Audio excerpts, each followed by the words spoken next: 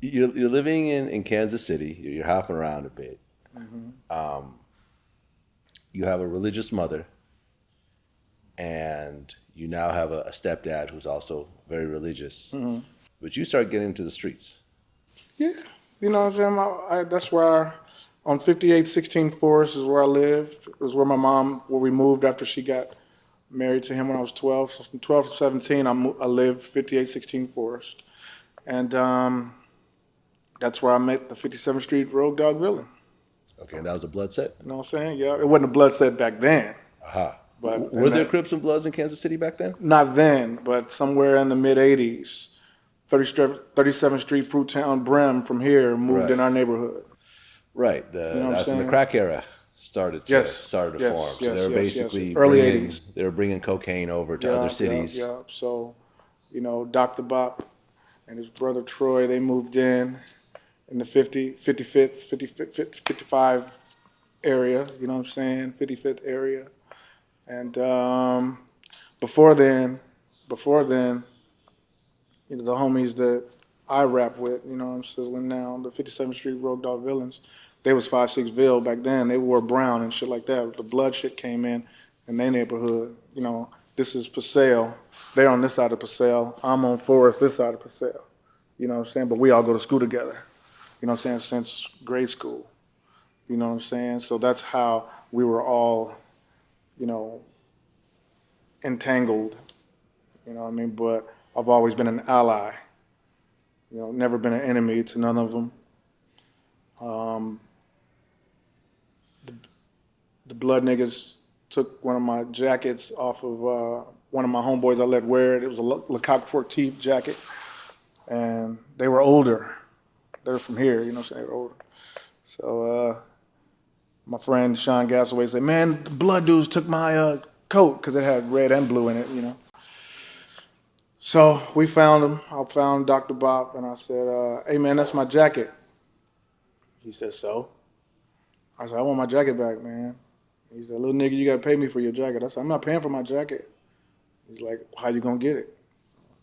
I couldn't get it from him. He was older than me. I'm like, all right, I'll see you again. Never did until I started doing music, and he was actually turned into a DJ. You know what I'm saying? And I started rapping, and then we met again through, you know what I'm saying? Because we're in the same hood and shit, That's you know what funny. I'm saying? We met up through music, though. Yeah. And we Capone, when I got with Black Mafia, you know what I'm saying, started rapping. And he was the DJ right before he went to jail, you know what I'm saying? He was doing the music for us. I mean, because it's interesting because I was as you were telling me the story, the lyrics to Ice Cube's "Summer Vacation" started to pop in my head, Oh, yeah. and that's actually what happened because because the lyrics are talking about Going to St. Louis. yeah That's about cool because gangsters nobody going knew to it. St. Louis, Yeah, going to Missouri, that's how it happened. and setting up shop. Oh, yeah. And basically, because it was too hot in L.A., Yeah. they would go to this area where the cops didn't know about the gang shit. But I don't think that Dr. Bob and them moved to Kansas City to do that. I think they had family there.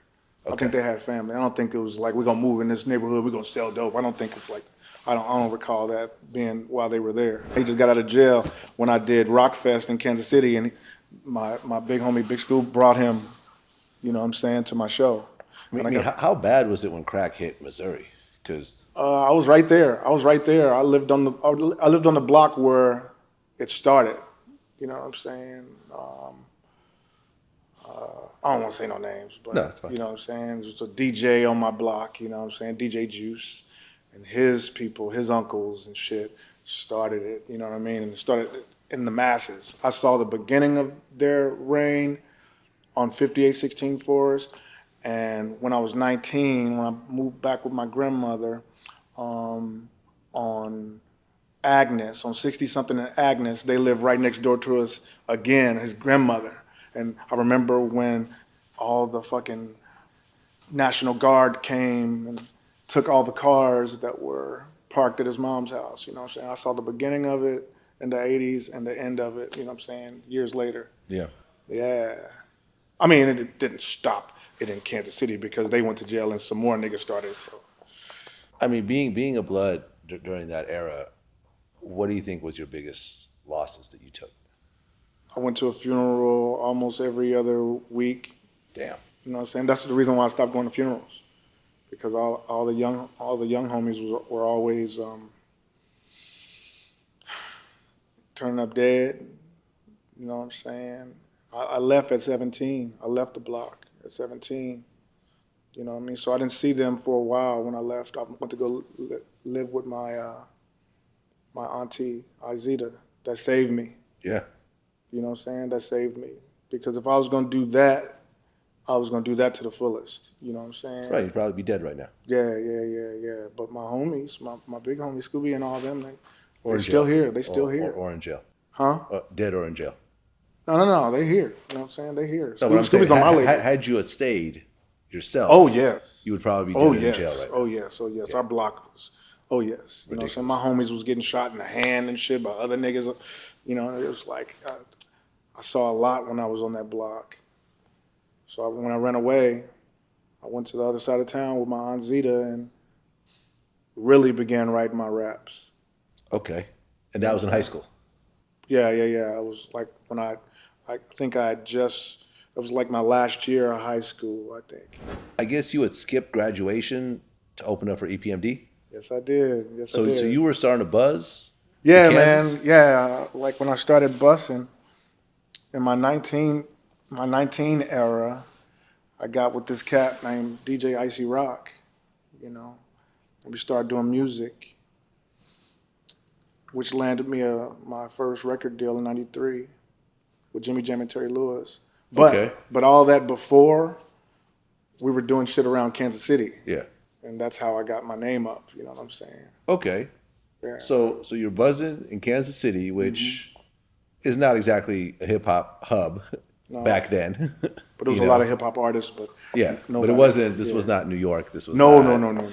This was not even a Houston. You know what I mean? Bible Belt. You know? Yeah, it was the Bible Belt. So you go and you start building up a buzz. Yeah. And you signed with Jimmy Jam and Terry Lewis, one of the greatest production teams of all time. Yeah. This is Prince, Janet Jackson. You know the weird thing? New Edition. You know the weird thing? So I get signed to Jimmy Jam and Terry Lewis. They do Janet Jackson's music. Big. Yeah. Control, nigga. You know what I'm saying? Years later, in '97, I signed with Quincy Jones. He does Michael Jackson's music. Right. I've been in the circle of the Jacksons, you know what I'm saying? Right. And OG Muggs always called me Little Michael Jackson. I don't know why. I think it's So performer in me. You're signed to Jimmy Jam and Terry Lewis. Mm-hmm. Are they actually producing your stuff, or is it just their label and you have your own? It was just their label, Perspective A&M here in LA. So I came out to LA for the first time in '93. You know what I'm saying? They started hooking us up with producers back then, like Broadway and Fat Jack and Dred Scott. You're talking about Broadway and Fat Jack. Yeah. What was the name of that crew in LA? Mad Lib or something like that, like Freestyle Fellowship. All that whole shit. clique. Yeah, that whole clique. Yeah, it's called. Yeah, But that whole they clique, took us down to I went down to the Good Life Cafe. Good Life Cafe. You know what I'm saying, and saw Freestyle Fellowship and the Far Side and all them on stage. You know what I'm sizzling. I was there. Yeah. You know what I mean? Okay. Right in the midst of that shit. What happened with that deal? They didn't know what to do with the dude with red hair and painted face and did hardcore music, gangster shit, and rock and roll and everything. That's been the journey. Like even with Quincy in '97, they didn't know what to do. They didn't know what genre. You know what I mean? It was like no other. In '99, we got with Interscope, and they tried with J-Core. It was like it never panned out. So nobody knew what to do with the weird dude. So why not start Strange Music? That was the best thing I could have did.